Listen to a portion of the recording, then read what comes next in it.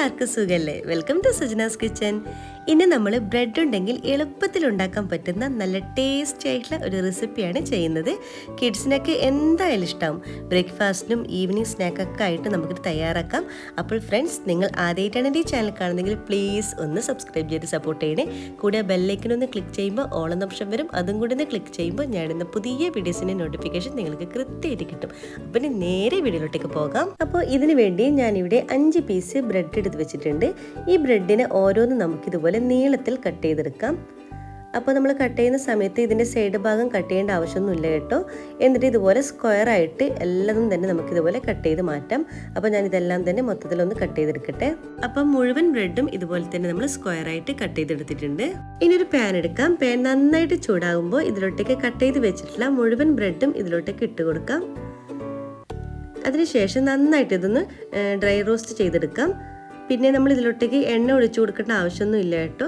പിന്നെ നമ്മൾ ഇതുപോലെ തവി വെച്ചിട്ട് നന്നായിട്ടൊന്ന് ഇടയ്ക്കിടയ്ക്കൊന്ന് മിക്സാക്കി കൊടുക്കണം. നമ്മളെ ബ്രെഡിൻ്റെ എല്ലാ ഭാഗവും ഒന്ന് റോസ്റ്റ് ചെയ്തെടുക്കണം.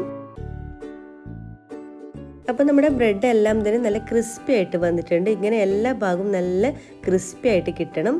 അപ്പോൾ ഇതിവിടെ റെഡി ആയിട്ടുണ്ട്. നമുക്കിനി ഒരു ബൗളിലോട്ടേക്ക് മാറ്റി കൊടുക്കാം. അപ്പം മുഴുവൻ ബ്രെഡും ഞാനിപ്പോൾ ഒരു ബൗളിലോട്ടേക്ക് മാറ്റിയിട്ടുണ്ട്. ഇനി നമുക്കൊരു വേറൊരു പാൻ എടുക്കാം. പാൻ നന്നായിട്ട് ചൂടാകുമ്പോൾ ഇതിലോട്ടേക്ക് 1.5 ടീസ്പൂൺ ബട്ടർ ചേർത്ത് കൊടുക്കാം. ബട്ടർ നന്നായിട്ട് മെൽട്ടായിട്ട് വരുമ്പോൾ ഇതിലോട്ടേക്ക് 1.5 ടീസ്പൂൺ വെളുത്തുള്ളി ചെറുതായിട്ട് അരിഞ്ഞത് കൂടി ചേർത്ത് കൊടുക്കാം. ഒരു 1.5 ടീസ്പൂൺ തന്നെ ചേർത്ത് കൊടുക്കുക കേട്ടോ. അപ്പോൾ ഈ ഒരു വെളുത്തുള്ളി ബട്ടറിൽ കിടന്നിട്ട് നല്ലൊരു മൂത്തിട്ടുള്ള നല്ലൊരു സ്മെല്ല് വരും കേട്ടോ. അതുവരെ 1-2 മിനിറ്റ് നന്നായിട്ടൊന്ന് വഴറ്റി കൊടുക്കാം. ഇനി ഇതിലോട്ടേക്ക് 1/2 ടീസ്പൂൺ ചില്ലി ഫ്ലെക്സ് ചേർത്ത് കൊടുക്കാം. അതുപോലെ തന്നെ 1/2 ടീസ്പൂൺ ഒറിഗാനോ, 1/2 ടീസ്പൂൺ പെപ്പർ പൗഡറും ചേർത്ത് കൊടുക്കാം. ഇതിന് വീണ്ടും ഒന്ന് നന്നായിട്ടൊന്ന് യോജിപ്പിച്ചെടുക്കാം.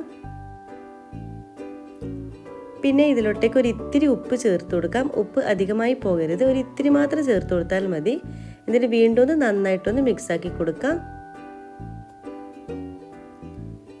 അപ്പോൾ നന്നായിട്ട് തന്നെ ഇവിടെ നമ്മൾ മിക്സാക്കി എടുത്തിട്ടുണ്ട്. ഇനി നമ്മൾ ആദ്യം മാറ്റി വെച്ചിട്ടുള്ള നമ്മുടെ ബ്രെഡ് ഇതിലോട്ടേക്ക് മുഴുവനും ചേർത്ത് കൊടുക്കാം. എന്നിട്ട് വീണ്ടും നല്ല വണ്ണം തന്നെ ഒന്ന് യോജിപ്പിച്ചെടുക്കുക.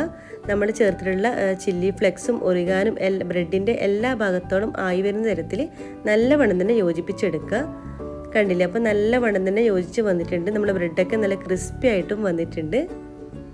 അപ്പോൾ ഇതിവിടെ റെഡി ആയിട്ടുണ്ട്. നമുക്കിനി ഒരു നമുക്കിത് മാറ്റി വെക്കാം. ഇനി നമുക്കൊരു വൈറ്റ് സോസ് ഉണ്ടാക്കിയെടുക്കണം. അതിന് വേണ്ടി വേറൊരു പാൻ എടുക്കാം. പാൻ നന്നായിട്ട് ചൂടാകുമ്പോൾ ഇതിലോട്ടേക്ക് 1.5 ടേബിൾ സ്പൂണോളം ബട്ടർ ചേർത്ത് കൊടുക്കാം. ഇതിലോട്ടേക്ക് 1 ടേബിൾ സ്പൂൺ മൈദ കൂടി ചേർത്ത് കൊടുക്കാം. ഇതിന് നന്നായിട്ടൊന്ന് മിക്സാക്കി കൊടുക്കണം.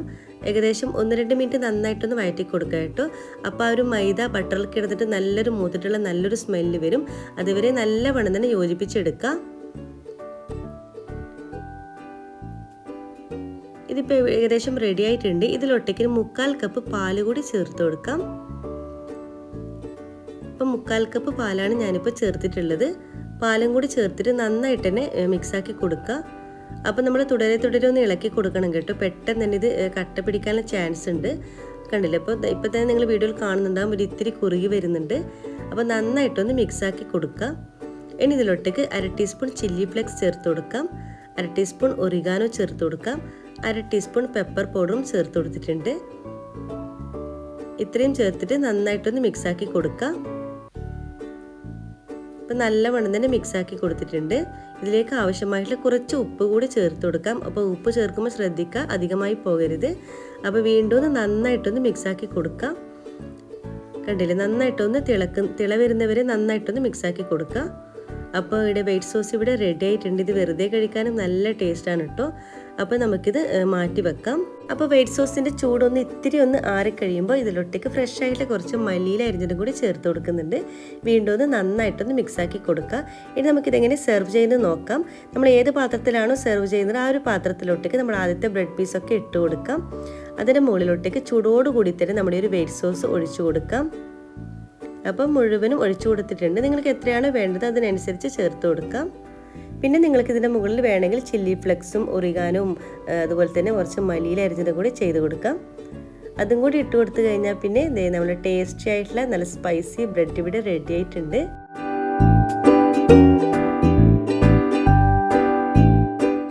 ഭയങ്കര ടേസ്റ്റാണ്. നല്ല ക്രിസ്പി ആയിട്ടുള്ള ബ്രെഡും ലൈറ്റ് ചൂടോട് കൂടിയിട്ടുള്ള വൈറ്റ് സോസും കൂടി കഴിച്ചാൽ ടേസ്റ്റ് പറഞ്ഞറിയിക്കാൻ വയ്യ. പൊളി ടേസ്റ്റാണ്.